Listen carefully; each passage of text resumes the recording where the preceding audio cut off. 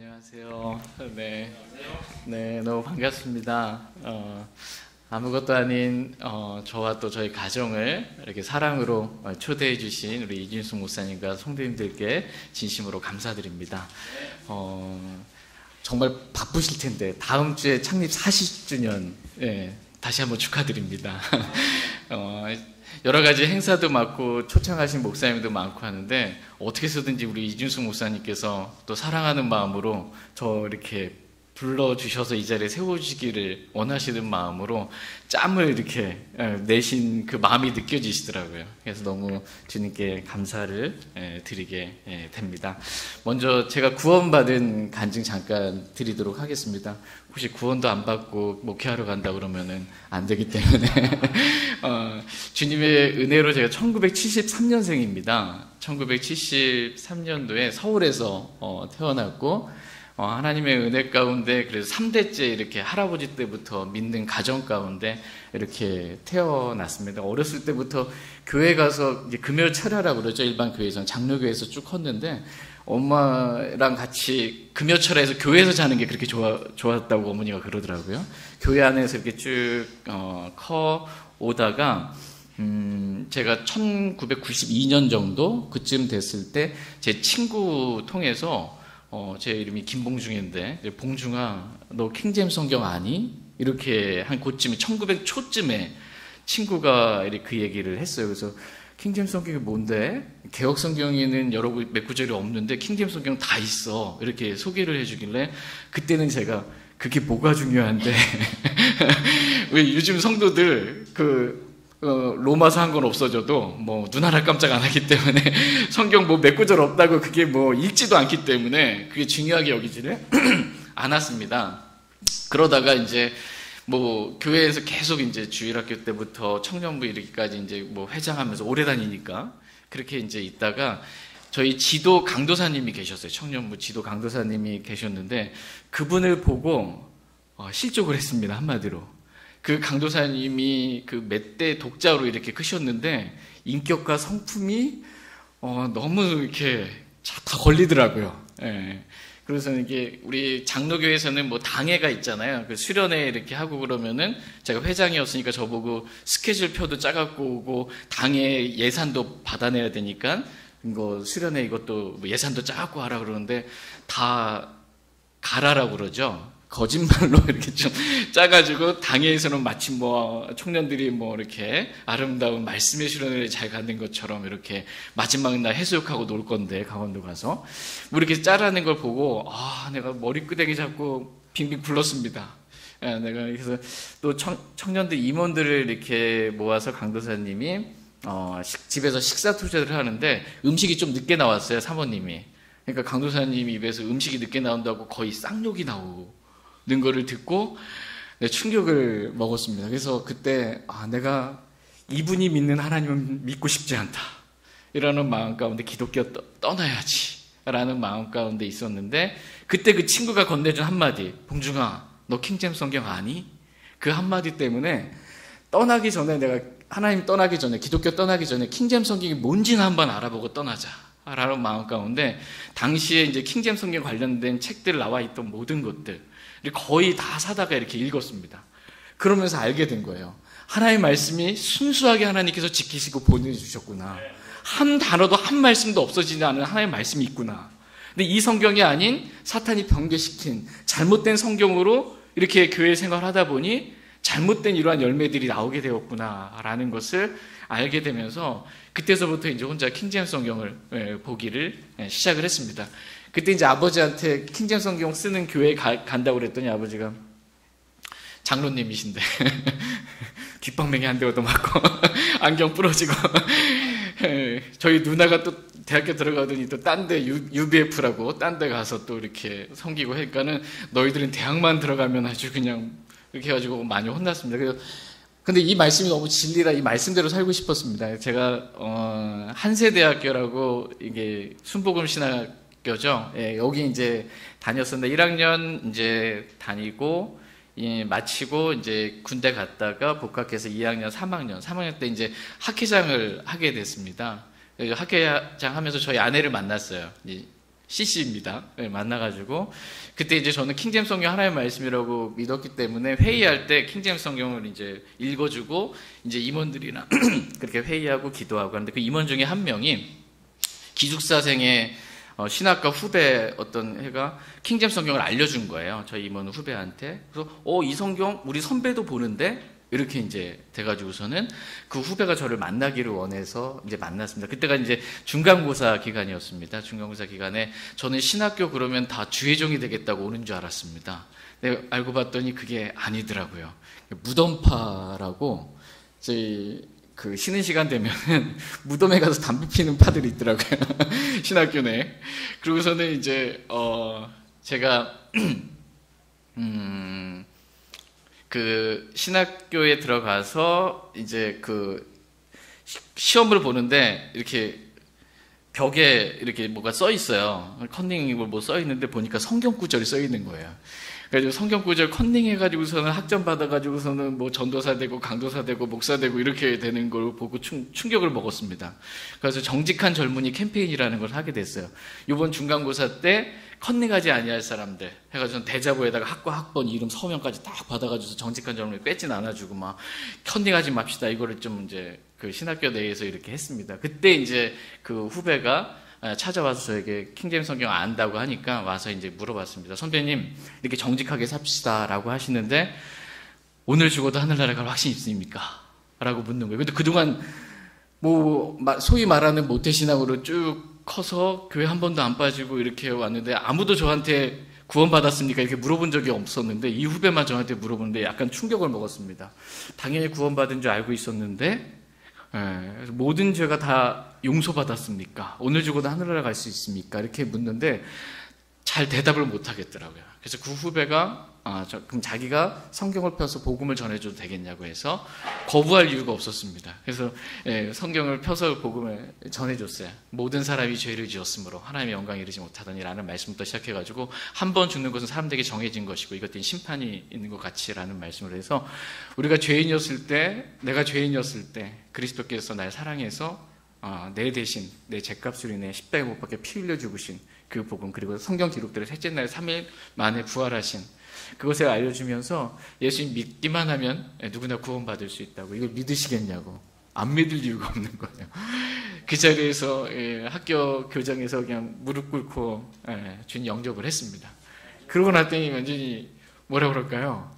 전에는 그냥 회장이니까 말하자면 교회 예배 끝나면 생일자 파티하고 새신자 파티한다고 친구들 가지 말아라 막 이건밖에 못했거든요. 어떻게 하면 죄를 용서받고 하늘나라에 갈 수 있는지 복음을 못 전해줬어요.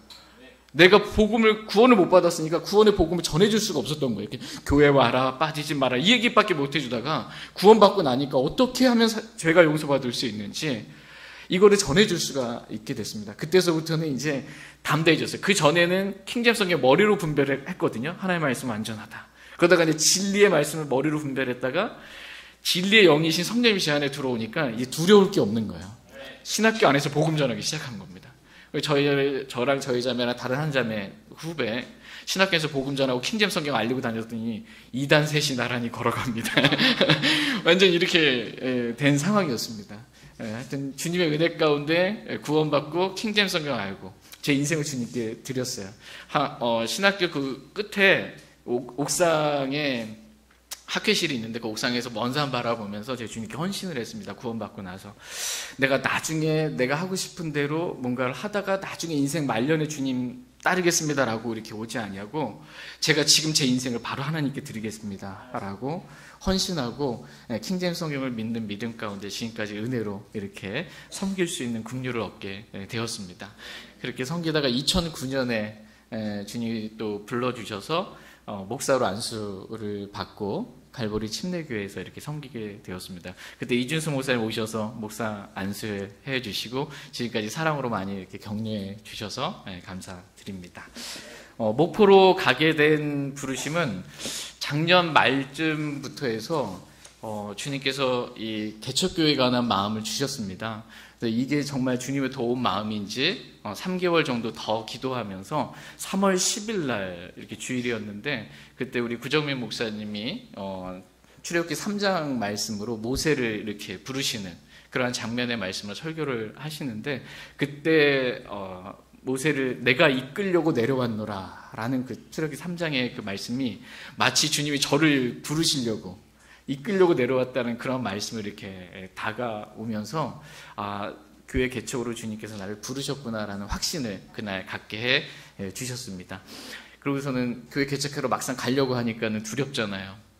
아무것도 없는데. 근데 주님이 그 밑에 구절에 주님이 주셨던 말씀이 모세에게 내가 반드시 너와 함께 하리라 라는 그 약속의 말씀을 주시면서 얼마나 감사했던지, 주님이 저를 부르시고 나와 함께 하시겠다라고 약속해 주셔서 주님께 헌신하게 되었고, 다음날 월요일날 이제 기도하는데 주님이 기억나게 해주셨던 말씀이 내가 내 교회를 세우리니 라는 말씀이 기억나게 해주셨어요. 막상 이렇게 교회를 개척하려고 할 때 내가 내 교회를 세우려고 하니까 막 무겁더라고요. 개척교회 할 생각하니까. 근데 주님이 교회는 네가 세우는 게 아니고 주님이 세운다. 그래서 짐을 가볍게 해주셨습니다. 그래서 가벼운 마음으로 주님의 은혜 가운데 이렇게 목포로 가게 되었습니다. 독립침례교회가 없는 곳, 적어도 제가 아는 한, 찾아보니까 전라도의 목포 쪽에 독립침례, 킹제임스 성경으로 경배드리는 독립침례교회가 없어서 그쪽으로 인도해 주셔서 이렇게 갈 수 있게 되었습니다. 네, 이제 하나님의 말씀 잠깐 살펴보는 시간 갖도록 하겠습니다. 오늘 다 함께 살펴볼 하나님의 말씀은 요한복음 21장입니다. 요한복음 21장 20절에서 24절 말씀 살펴보도록 하겠습니다. 요한복음 21장 20절에서 24절입니다.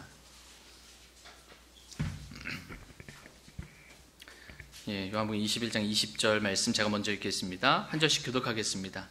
그때 베드로가 돌이켜 예수님께서 사랑하신 그 제자가 따르는 것을 보았는데, 그는 또한 만찬 자리에서 그분의 가슴에 기대어 주여, 주를 배반하여 넘겨주는 자가 누구니이까 하고 말한 자더라.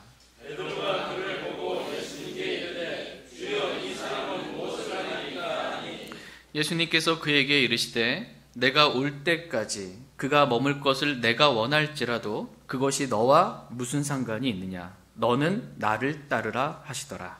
그때 그 제자는 죽지 아니라라는 이 말씀이 형제들 가운데 걸음이 퍼졌으나 예수님은 그에게 그가 죽지 아니하리라 하지 아니하시고, 다만 내가 올 때까지 그가 머물 것을 내가 원할지라도 그것이 너와 무슨 상관이 있느냐 하셨더라. 이것들을 증언하고 이것들을 기록한 제자가 이 사람이라. 우리는 그의 증언이 참된 줄 아노라. 아멘. 잠시 말씀이 제가 기도하겠습니다. 지금도 살아계셔서 저희 한가운데 임재하시고 저희의 찬양과 기도와 경배를 받아주신 하나님께 진심으로 감사드립니다. 하나님의 피로 사신 이 영동 성서침례교회를 지금까지 40년이라는 기간 동안 주님이 자상하게 돌봐주시고 은혜로 선대해 주시고 주님의 강하신 의의 오른손으로 붙들어 주신 하나님께 진심으로 감사드립니다. 주님 오시는 그날까지 믿음의 선한 싸움을 싸우며 진리의 하나님을, 진리의 말씀 킹제임스 성경에 기반하여 올바르게 참되게 말씀대로 섬기는 귀하고 복된 교회 될 수 있도록 계속해서 축복해 주시길 간절히 소망합니다. 또한 아무것도 아닌 저를 너무나 한 믿음을 가진, 동일한 믿음을 가진 형제로 인정하고 사랑의 마음으로 초대해 주셔서 오늘 주님의 은혜 가운데 말씀을 증거할 수 있는 시간 주신 하나님께 진심으로 감사드립니다. 주님께서 이 자리에 임재하시고 말씀이신 주 예수 그리스도께서 친히 말씀해 주시기 원합니다. 저희 모두에게 꼭 필요한 말씀을 주님께서 말씀해 주셔서 저희 모두가 주님 바라보고 주님만 따르는 귀한 삶을 살아갈 수 있도록 은혜 주시길 간절히 원합니다. 주님께서 오시는 그날까지 주님을 신실하게 따르는 저희 모두가 될 수 있도록 축복해 주시기 원합니다. 말씀의 시간을 하나님의 손에 의탁드립니다. 감사드리며 다시 오실 주 예수 그리스도의 이름으로 기도했습니다. 아멘. 네, 오늘 말씀의 제목은 너는 나를 따르라입니다. 너는 나를 따르라 라는 제목으로 하나님의 말씀 나누는 시간 갖도록 하겠습니다. 너는 나를 따르라고는 다른 사람 생각하지 마시고 내가 주님 따를 것에 대해서 말씀을 묵상하는 시간 되었으면 좋겠습니다. 오늘 만약 예수님께서 이 시간 저와 여러분들에게 나타나셔서 너는 나를 따르라 라고 저와 여러분들에게 말씀하신다면 여러분 뭐라고 대답하시겠습니까? 예수님께서 저와 여러분의 이름을 부르시면서 너는 나를 따르라 라고 말씀하시면 여러분은 어떻게 반응하시겠습니까? 아멘. 아멘, 할렐루야. 예, 성경에는 예수님께서 부르실 때 사람들이 어떻게 반응했는지에 대해서 기록해주고 있습니다. 가장 좋은 반응은 지금 말씀해 주셨던 것처럼 즉시로 예수님을 따르는 것입니다. 예, 다 같이 마태복음 4장 19절 20절 말씀 보겠습니다. 마태복음 4장 19절 20절 말씀입니다. 예, 마태복음 4장 19절 20절 말씀 한 절씩 교독하겠습니다. 마태복음 4장 19절 제가 읽겠습니다. 그분께서 그들에게 이르시되 나를 따르라 내가 너희를 사람들을 낚는 어부가 되게 하리라 하시니 예, 아멘. 예수님께서 베드로와 안드레를 이렇게 부르시며 나를 따르라 라고 말씀하셨을 때 베드로와 안드레가 즉시 자기들의 그물들을 버려두고 주님을 따랐습니다. 어부에게 있어서 그물은 얼마나 소중한 거예요. 근데 생계를 유지할 수 있는 건 그거 버려두고 주님을 따랐던 것입니다. 마태복음 4장 21절 22절 말씀도 보시면 예수님께서 세베대의 아들 야고보와 그의 형제 요한을 부르셨을 때 그들 역시 즉시 배와 자기들의 아버지를 남겨두고 주님을 따랐습니다. 너는 나를 따르라 라고 했을 때 이렇게 즉시 모든 것을 남겨두고 주님을 따르는 것, 이것이 주님 앞에서 가장 합당한 반응입니다. 두 번째 반응은 다음과 같습니다. 다 같이 누가복음 9장 59절 말씀 보겠습니다. 누가복음 9장 59절입니다. 주님께서 부르셨을 때 사람들의 반응에 대해서 말씀을 살펴보고 있습니다. 누가복음 9장 59절 말씀. 네, 59절 같이 읽겠습니다. 시작. 또 다른 사람에게 나를 따르라 하시거늘 그가 이르되 주여 먼저 내가 가서 내 아버지를 장사 지내게 허락하옵소서 하니. 네. 예수님께서 어떤 사람에게 나를 따르라 라고 말씀하셨을 때 이 사람의 반응은 즉시 주님을 따른 것이 아니라 먼저 내가 가서 내 아버지를 장사 지내게 허락하옵소서라고 주님께 요청한 것을 보게 됩니다. 이 사람에게 있어서 주님을 따르는 것이 먼저가 아니었습니다. 주님을 따르는 것보다 더 중요한 뭔가가 이 사람에게 있었습니다. 그것은 아버지를 장사 지내는 것이었습니다. 주님을 따르는 것보다 먼저 아버지를 장사 지내는 것이 이 사람에게는 중요한 것이었습니다. 그러나 예수님께서는 먼저 나를 따르라 라고 말씀하십니다. 주님을 따르는 것보다 더 중요한 것은 이 세상 어디에도 존재하지 않는다라고 말씀하고 계십니다. 주님을 따르는 것, 그것이 가장 먼저 해야 될 가장 중요한 것이다라고 말씀하고 계십니다. 이 순서가 중요합니다. 무엇이 먼저인가 아닙니다. 주님을 따르는 것이 먼저이고 나머지는 다 그 다음인 것입니다. 다 같이 누가복음 9장 61절 말씀도 한번 보겠습니다. 또 다른 사람에 대해서 보겠습니다. 61절 같이 읽겠습니다. 시작. 또 다른 사람이 이르되 주여 내가 주를 따르겠나이다마는 먼저 내가 가서 내 집에 있는 자들에게 작별을 고하게 하옵소서 하니. 예. 지금 이 사람의 마음은 주님을 따르지 않겠다라는 그러한 마음이 아닙니다. 제가 주님을 따르겠습니다. 제가 주님을 따르겠습니다. 그러나 먼저 내가 가서 내 집에 있는 사람들에게 작별을 고하게 하옵소서라고 말하고 있는 것입니다. 먼저 작별을 고하고 그 다음에 제가 주님 따르겠습니다 라는 것입니다. 오늘날 많은 그리스도인의 대답이 이와 같습니다. 제가 주님을 따르지 않겠다는 것이 아닙니다. 저도 주님 따르고 싶습니다. 그런데 그 전에 제가 먼저 해야 할 일이 있습니다. 이 일만 끝내놓고 그 다음에 제가 주님 따르겠습니다 라고 말하는 것입니다. 그러나 주님은 주님을 따르는 문제에 있어서는 한치의 양보도 없으십니다. 다른 모든 것은 주님이 저와 여러분을 사랑하셔서 국룰로 선대해 주시지만 주님을 따르는 그 문제에 있어서는 주님이 뒤로 밀리지 않으십니다. 주님은 저와 여러분들이 가장 먼저 주님을 따르는 사람들이 되기를 원하십니다. 이렇게 먼저 주님을 따르기보다는 다른 것이 먼저인 사람들에게 주님은 다음과 같이 말씀하십니다. 누가복음 9장 62절 말씀 보겠습니다. 62절 같이 읽겠습니다. 시작. 예수님께서 그에게 이르시되 손에 쟁기를 잡고 뒤를 돌아보는 자는 하나님의 왕국에 합당하지 아니하니라 하시니라. 손에 쟁기를 잡고 뒤를 돌아보는 자는 하나님의 왕국에 어떻대요? 합당하지 않다라고 말씀하십니다. 하나님의 왕국에 합당한 자세는 무슨 일이 있어도, 아무리 중요한 일이 있어도 먼저 주님을 따르는 것, 이것이 하나님의 왕국에 합당한 것이다 라고 말씀하십니다. 저희 모두가 이렇게 먼저 주님을 따를 수 있는 저희 모두가 될 수 있길 원합니다. 주님께서 나를 따르라 라고 했을 때 사람들이 취하는 세 번째 반응이 있습니다. 다 같이 마태복음 19장 말씀 한번 보겠습니다.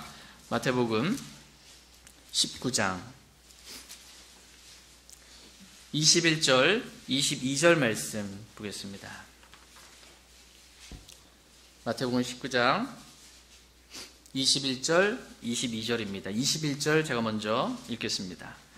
예수님께서 그에게 이르시되 내가 완전하게 되려거든 가서 내 소유를 팔아 가난한 사람들에게 주라. 그리하면 하늘에서 내게 보화가 있으리라. 그리고 와서 나를 따르라 하시매.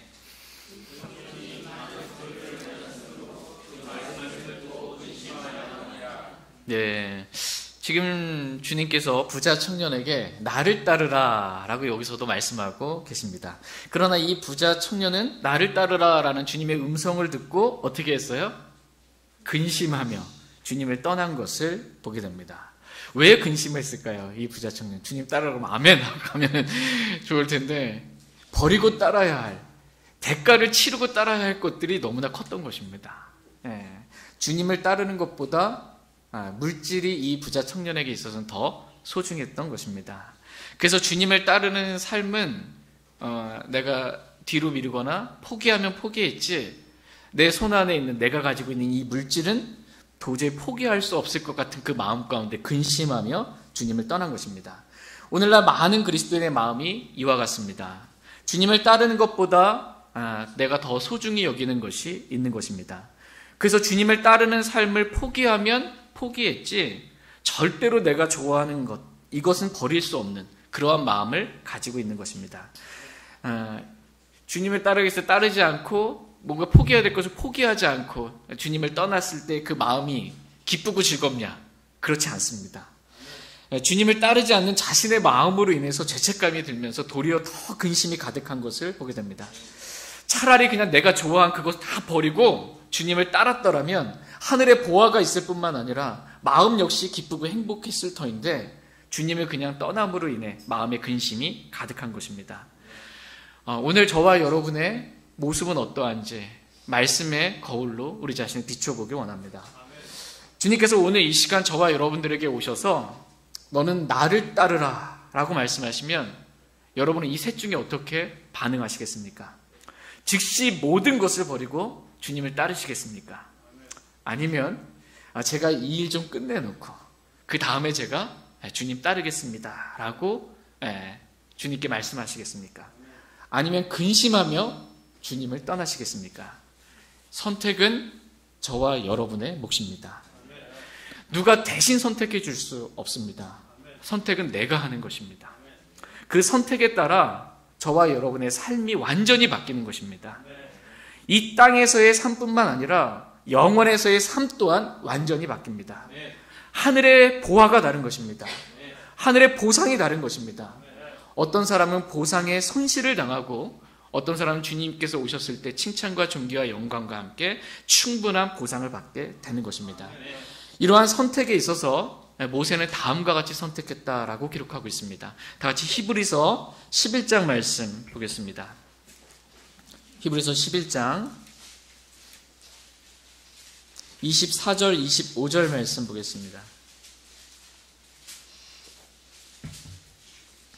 히브리서 11장 24절 25절 모세가 어떻게 선택했는지 보겠습니다. 24절 말씀 제가 먼저 읽겠습니다. 믿음으로 모세는 나이가 들었을 때 파라오의 딸의 아들이라 불리는 것을 거절하고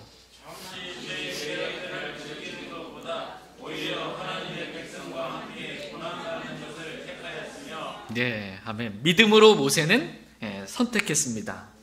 잠시 죄의 쾌락들을 즐기는 것보다 오히려 하나님의 백성과 함께 고난받는 것을 택했습니다. 이는 그가 주께서 보상으로 보답해 주시는 일에 관심을 두었기 때문이다라고 말씀하고 계십니다. 오늘 저와 여러분의 관심이 잠시 누리는 이 땅에서의 죄의 쾌락이 아니라 주께서 보상으로 보답해 주시는 그 일에 관심을 갖게 되길 원합니다. 그래야 저희 모두가 이 모세와 같이 믿음으로 주님을 따르는 그 길을 선택할 수 있기를 원합니다. 한 가지 위로가 되는 사실은 여기서 모세는 즉시 주님을 따른 것은 아니라는 것입니다. 주님께서 모세를 이 떨기나무 가운데서 부르셨을 때 모세는 내가 누구이기에 파라오에게 가며 이스라엘 자손을 이집트에서 데리고 나가리까 라고 주님의 부르심을 저는 그럴 만한 자격이 없는 사람입니다 라고 뺐던 것을 보게 됩니다.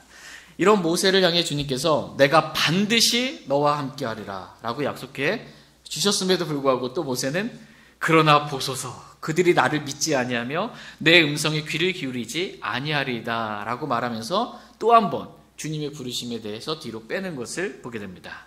그래서 주님께서 이 막대기가 뱀이 되는 그런 표적도 보여주시고 손을 품에 넣었을 때 나병이 걸리고 다시 손을 품에 넣었을 때 그 나병이 낫게 되는 표적도 보여주시고 또 나일강이 피로 변하는 표적도 보여주시면서 이러한 것들을 통해서 백성이 너를 따를 것이다 라고 말씀해 주셨지만 이때도 역시 모세는 또 뭐라고 그랬냐면 오 주여 나는 말에 능하지 못하나이다.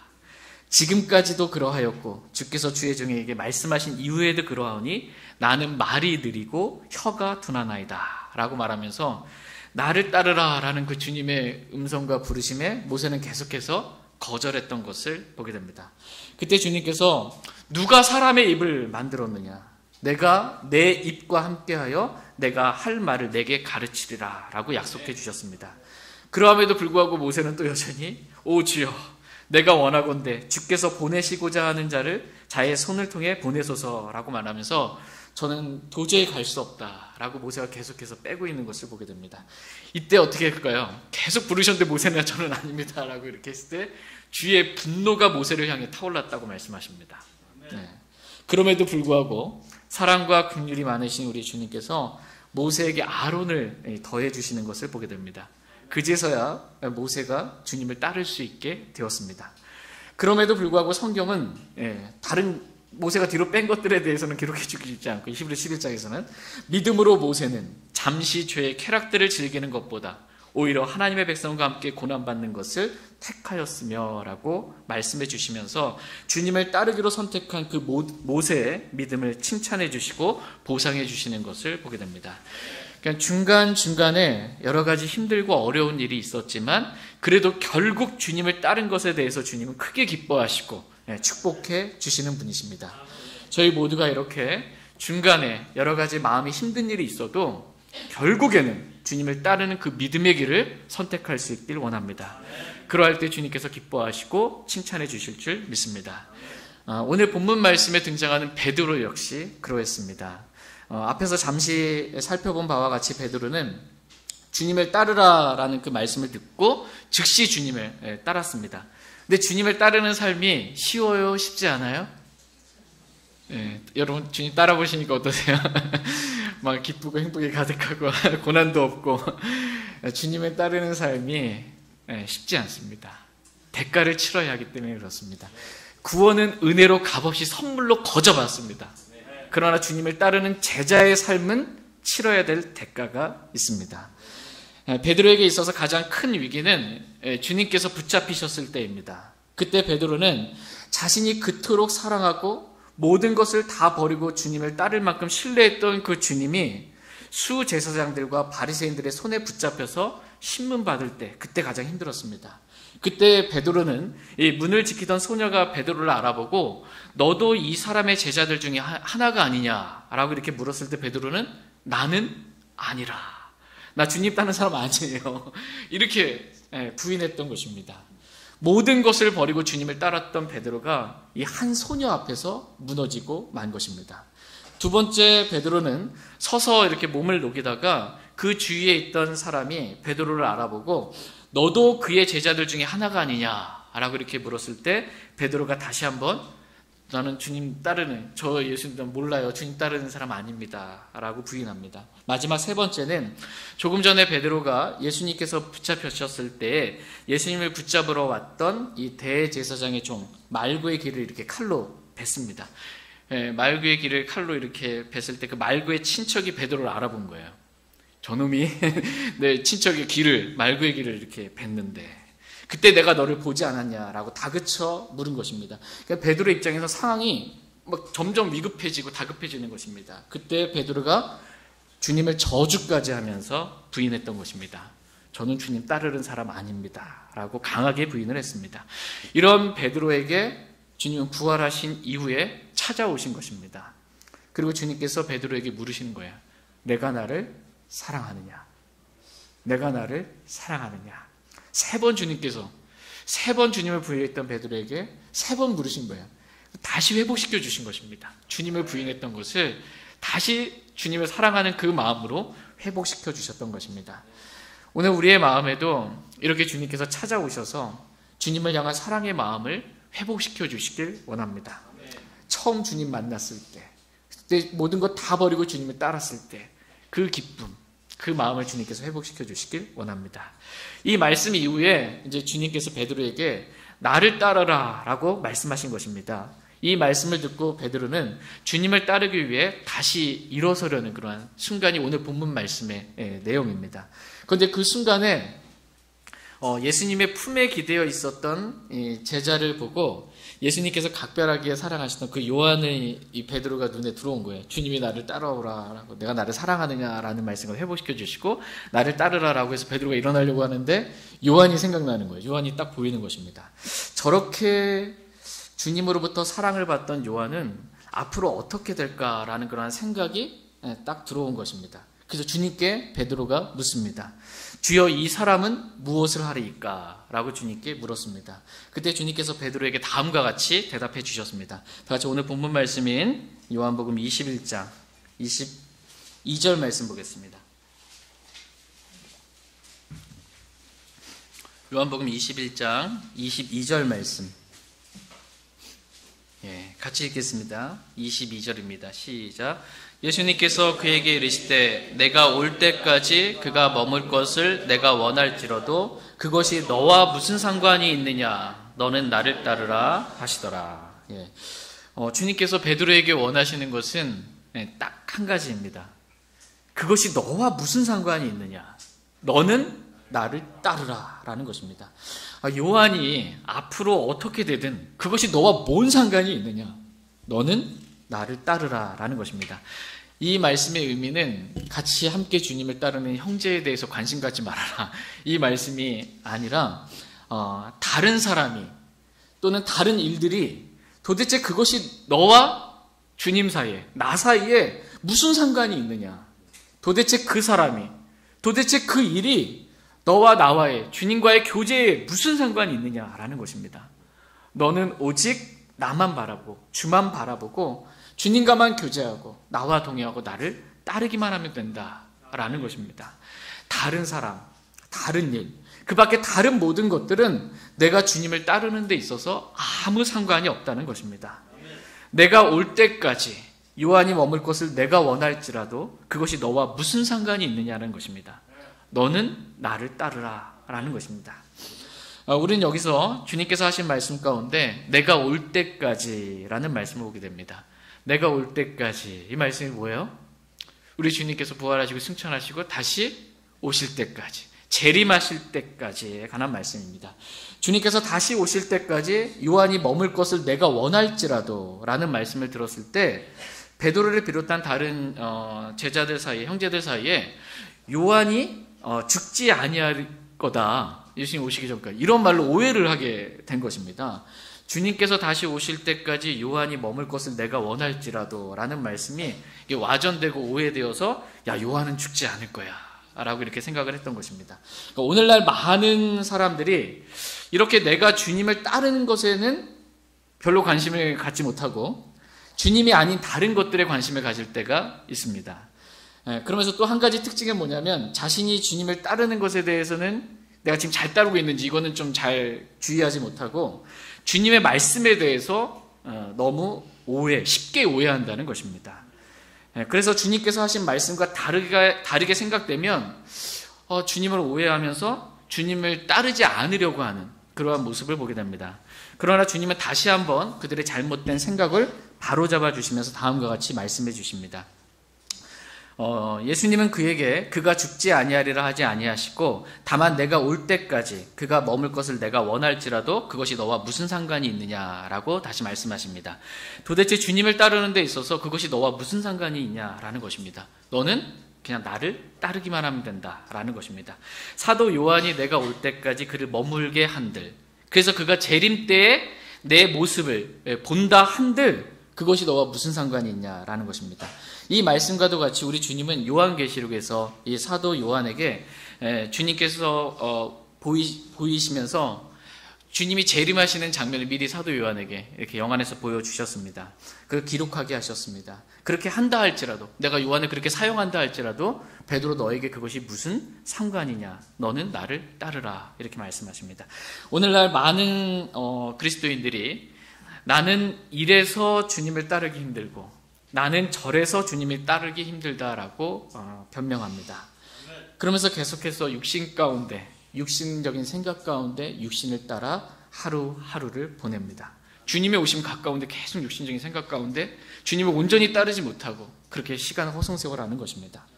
자기 육신을 부인하며 주님을 따르는 것보다 주님을 부인하며 육신을 따라 사는 것을 더 좋아하는 것입니다. 그러면서 나는 저 사람 때문에 실족해서 나는 주님을 따를 수 없다라고 말을 합니다.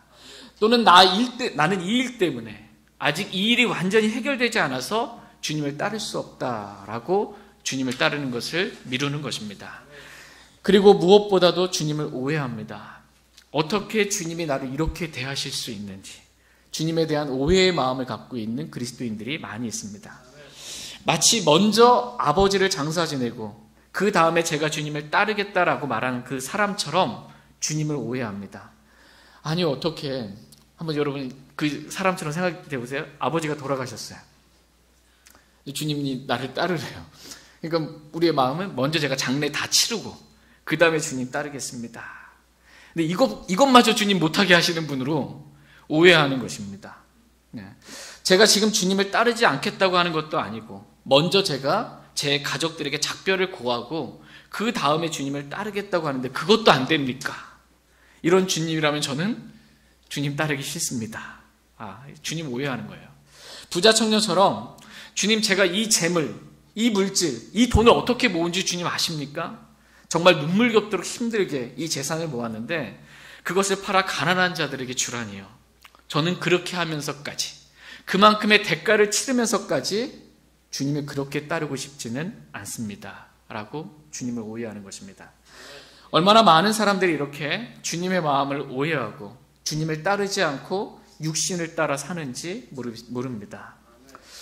왜 저에게 그토록 힘든 십자가의 삶을 살라고 말씀하시는지, 다른 사람들은 그냥 십자가의 삶을 살지 않고 육신 가운데 그렇게 살아도 되는데 왜 유독 저에게만 나를 부인하고 날마다 주님이 사시는 그 삶을 왜 나만 부인하라고 하지 저 사람 부인하면 안 되냐고 억울해 하시는 분들도 있을지 모릅니다. 그러나 주님은 그러한 모든 오해에도 불구하고 주님은 그냥 묵묵히 저와 여러분들에게 말씀하십니다. 그것이 너와 무슨 상관이 있느냐? 너는 나를 따르라. 오늘 주님의 이 말씀이 저와 여러분의 마음에 심금을 울릴 수 있게 원합니다.